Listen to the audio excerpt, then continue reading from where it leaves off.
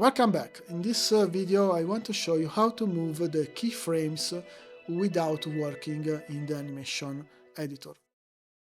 For select the keyframes inside your play bar, we can just hold the shift key and the right mouse button, and we can create here this selection.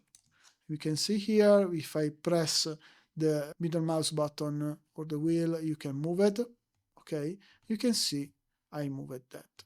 Also, I can select the keyframes, I can delete, for example, cut. You can delete that.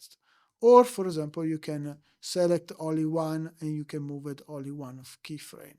You can see it's moved in the timeline, okay? That it's more good. Also, you can copy, for example, we can copy that or that. You can right mouse button, copy, go here, select the range, and paste. You can see it's pasted. This copy and paste is working also inside the animation editor. This is one way for working here in the play bar without to go inside the animation editor.